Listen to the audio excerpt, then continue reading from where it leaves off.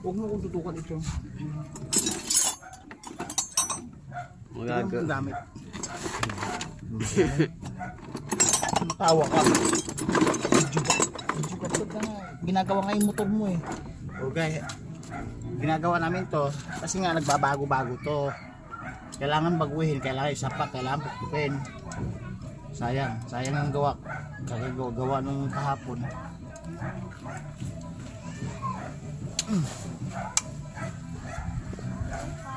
Kasi kulang sa sapak, kulang sa higpit, kulang sa sapak.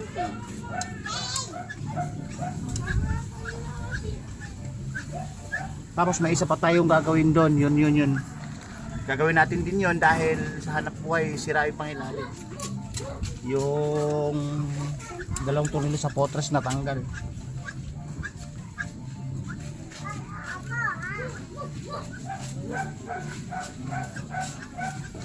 Ito pag tinanggal, natanggal ko nila, pupupukin na lang. Sayang, bagong ligo pa naman ako, magdudumi na naman. Ay nako, sira niko. Tinatawag na lavable works. Yabang. Pag nasa opisina ka, ay lagi kang malinis. Ito taksi, iba ang linya nito. Hindi mo pala ito nalinis, ano?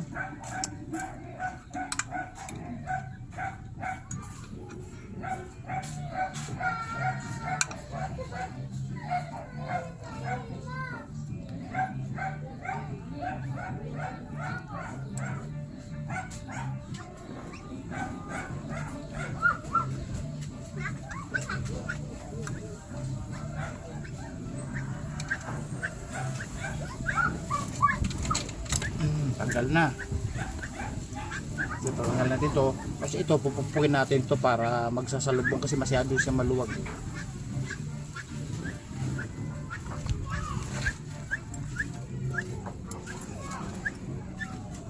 Oh baby, hirap. Kailangan mapagdikit to. Masyado na siyang malaki ang clearance. Ito pupupukin natin.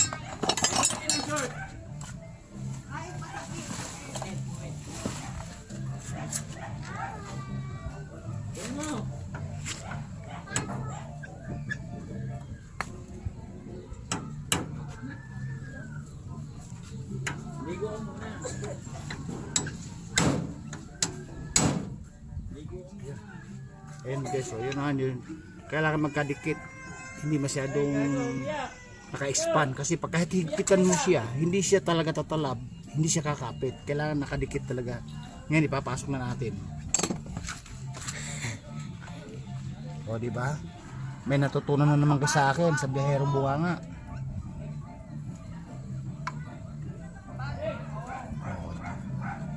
Kaya tingnan nyo guys, pag pinasok mo siya, hindi basta siya papasok dahil medyo mahigpit na. Diba?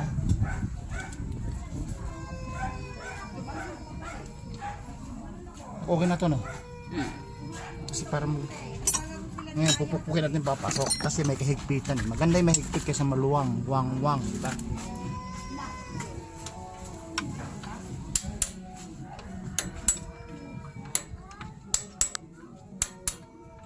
Ilang minutes na yan?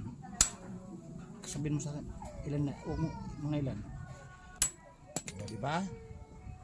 May kahigpitan. At hindi mo siya lagyan ng tornilyo, pupwede siya. Kailangan habang tumatagal, lulugwang gang, expand siya. Kailangan talaga may tornilyo para sapak na sapak. Ngayon, ikakabit mo natin tornilyo ulit. Muli.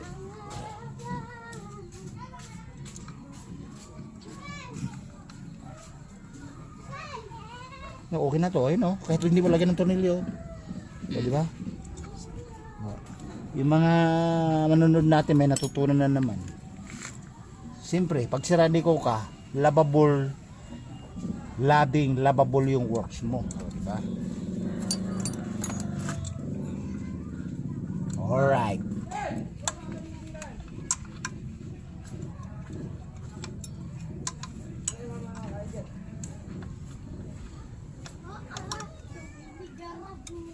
Lavable works.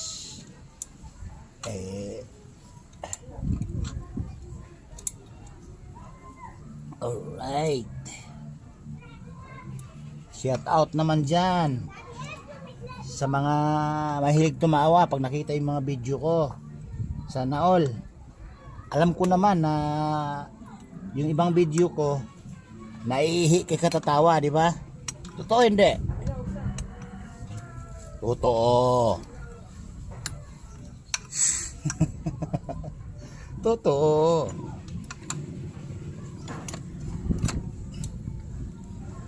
Yung isang motor natin na may sidecar, kasi siyam yung motor ko guys eh. Hindi naman pwede dito paparada lahat dahil sa tapat ng bahay namin nagagalit, naiinggit at masikip daw kuno sa daan. Kaya yung iba nasa pagawa na, yung iba nandun sa kakilala kong kaibigan. Pero yung malaking motor natin malapit na natin i-show kasi yung makina kasi nun guys ni-refresh at saka yung ibang piyesa pina-upgrade.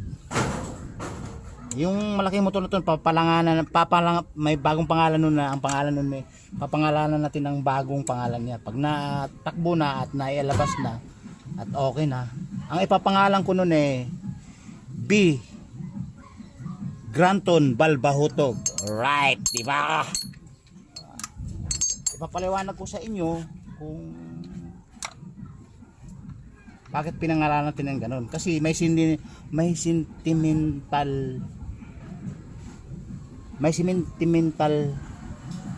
kwento yung ano nun. Hindi sentimental value sentimental kwento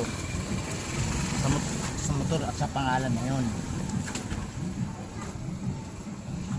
Gusto mo na kaya? Kapit ng mayari nakapix na. Mahigpit na mahigpit ayun yung mga sira ni ko dyan, mga minor na sira, baka naman hindi nyo alam wag lang tayo sa mga makina magtutuos at kulang ako sa kaalaman. Pero sa minor, basic na basic. Kasi tandaan nyo, kahit anong higpit nyo dito sa tornilyo, kung ito ay hindi naman sapak yung mismong housing niya at bumuka yung walang mangyari sa higpitan.